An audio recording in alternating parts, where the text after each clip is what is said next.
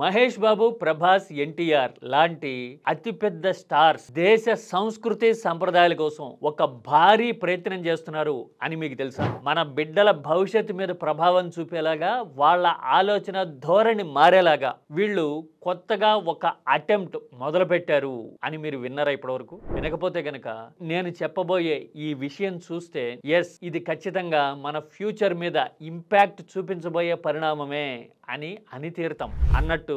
ఇది కేవలం సినిమానో వ్యాపారమో మాత్రమే కాదు. భక్తి అంటే కేవలం పూజ పునస్కారం, దేవుడికో నమస్కారం మాత్రమే కాదు, భావి తరాల్ని తీర్చిదిద్దడం కూడా అని మనం ఒప్పుకొని తీరుతాం. ఇంతకీ మన హీరోలు ఏం చేస్తున్నారు, దాని గురించి ఇంతలా ఎందుకు మాట్లాడుతున్నాము చూద్దాం రండి.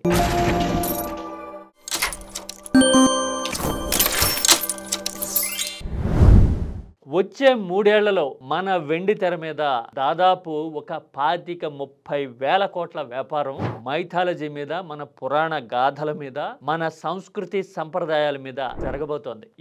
అంత పెద్ద వ్యాపారం అని అంటేనే రకరకాల కథల్ని, పురాణ గాథల్ని వెండి తెర మీద ఆవిష్కరించడం ఖచ్చితంగా ఉంటుంది. ఇప్పటికే మహేష్ బాబు రాజమౌళి సినిమాలో మహేష్ రాముడిగా కనిపిస్తాడు అంటూ ఫీలర్స్ వస్తూ ఉంటే, కొంతమంది ఇల్లుస్ట్రేషన్స్ కూడా గీసి చూపిస్తూ ఉన్నారు. మహేష్ బాబు లాంటి పర్సనాలిటీ రాముడిగా కనపడితే ఆ సినిమా ఏకంగా 120 దేశాల్లో విడుదలైతే మన దేవుళ్ళు, మన ఇతిహాసాలు విశ్వవ్యాప్తం అవ్వడం అంటే ఇదేనేమో అన్నంత ఇంపాక్ట్ ఖచ్చితంగా వస్తుంది కదా. ఆ తర్వాత మహాభారతాన్ని విభిన్న కోణంలో చూపించడం కల్కి మొదటి పార్ట్ లో మనం ఆల్రెడీ చూసాం. ఇక సెకండ్ పార్ట్ రావాల్సి ఉంది. ఇది కూడా మన ఇతిహాసాలు, పురాణాలకు సంబంధించిందే కదా. వీటన్నిటితో పాటు రామాయణం ఆల్రెడీ షూటింగ్ సగానికి పైగా జరిగింది. రణబీర్ కపూర్ రాముడు గాను, కేజీఎఫ్ యాష్ రావణాసురుడు గాను ఇందులో ఉంటే, ఇప్పటి వరకు ఇండియాలో రిలీజ్ అవుతున్న అతి పెద్ద సినిమా ఇదే. బహుశా 2 పార్ట్లుగా వస్తుంది అని కూడా చెప్తూ ఉన్నారు కదా. ఇక వీటన్నిటితో పాటు ఇంతకు ముందు మన దేశంలో సైంటిస్టుల కంటే బాబాలే ఫేమస్ అంటూ సెటైర్లు వేసిన త్రివిక్రమ్ కూడా ఈ మైథాలజీ వైపు తిరిగి కొత్తగా ఎన్టీఆర్ తో భారీ స్థాయి పాన్ ఇండియా సినిమా అనౌన్స్ చేయడాన్ని రీసెంట్ గా చూసాం. అంటే దేశంలో ఉన్న బిగ్గెస్ట్ స్టార్స్ అందరూ సీక్వెల్స్ తోనూ ఇతిహాసాల మీద, పురాణాల మీద, మన దేవుళ్ళ మీద సినిమాలు తీయడాన్ని మనం చూడబోతున్నాం. అది కూడా అతి త్వరలో, ఒక ఏడాది నుంచి 3 ఏళ్ల కాలంలోనే ఈ సినిమాలన్నీ రిలీజ్ కాబోతున్నాయి. ఇక వీటితో పాటు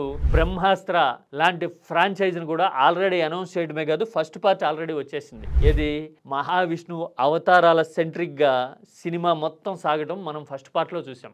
ఆ తర్వాత కార్తికేయ లాంటి చిన్న బడ్జెట్ సినిమాలు కూడా 100 కోట్లు వసూలు చేయడం, శ్రీకృష్ణుడి అవతారం వెనక ఇంత సైంటిఫిక్ అప్రోచ్ ఉందా అని మాట్లాడుకోవడం మనకి ఇప్పటికే కనపడింది. వాటన్నిటికంటే పెద్ద సర్ప్రైజ్ మహావతార్ నరసింహ అనే సినిమా యానిమేషన్ తో వచ్చి, అది కూడా కేవలం 10 కోట్ల బడ్జెట్ తో వచ్చి 350 కోట్లు వసూలు చేసి ప్రపంచాన్ని ఆశ్చర్యానికి గురి చేసింది. ఇదంతా మన పురాణ ఇతిహాసాల్లో ఉన్న ఫ్యాసినేటింగ్ ఎబిలిటీ. సినిమానో కేవలం వ్యాపారమే కదా అనో తేలిగ్గా తీసేయడానికి లేదు. ఎందుకంటే సినిమా అనేది ఒక కళ, బిజినెస్ కాదను. కానీ ఎప్పుడైతే మన పురాణాలు, ఇతిహాసాలు, ధర్మం వెండి తెర మీద కళ్ళప్పగించి చూసే స్థాయిలో ఆవిష్కృతం అవుతాయో, అప్పుడు ఫ్యూచర్ జనరేషన్స్, ఎస్పెషల్లీ పిల్లలు వాటిని మైమర్చిపోయి చూస్తారు. అలా చూడడం వల్ల మహాభారతంలో జీవితంలో ఉండే అన్ని దశల్ని ఇలా ఆవిష్కరించారా అని తెలుస్తుంది. అలాగే రామాయణం లాంటివి చూస్తే, రాముడు ఇంత శక్తి సంపన్నుడైనా గాని వృద్ధుడైన తండ్రి మాట కోసం, ఒక మహిళ కోరిక మేరకి ఇంత త్యాగం చేశాడా, అవునా, మాటకి ఇంత విలువ ఉంటుందా అని అర్థమవుతుంది. ఆ తర్వాత మహావతార్ నరసింహ లాంటివి చూసిన తర్వాత అసలు అవెంజర్స్ లాంటివి హాలీవుడ్ యాక్షన్ హీరోల స్టోరీలు మన పురాణాల ముందు ఎక్కడ ఆగుతాయి అని అనిపిస్తుంది. అందుకోసమే ఇప్పుడు హనుమంతుడి జీవిత గాథతో కూడా మరో సినిమాని తెలుగులో భారీ స్థాయిలో 6 భాషల్లో అనౌన్స్ చేయడాన్ని మనం చూస్తూ ఉన్నాం. ఇవన్నీ రిలీజ్ అయితే మన పురాణాల విశిష్టత తెలియడమే కాదు, అందులో మనకి తెలియని ఆశ్చర్యపరిచే గాథలు ఎన్నున్నాయి అనేది మనకు అర్థమవుతుంది. పరశురాముడు ఈ భూగోళం మీద ఒక 2-3 రౌండ్స్ అమాంతం వేసేసి క్షత్రియుల్ని ఎలా నిర్మూలించాడో తెలిస్తే హాలీవుడ్ యాక్షన్ హీరో పరశురాముడు ముందు ఆగలడా? ఊహించండి. ఆంజనేయుడు హీరోయిజం తెర మీద ఫుల్ లెంగ్త్ లో ఆవిష్కృతమైతే మార్వెల్ స్టోరీస్ మన ముందు నిలబడగలుగుతాయా?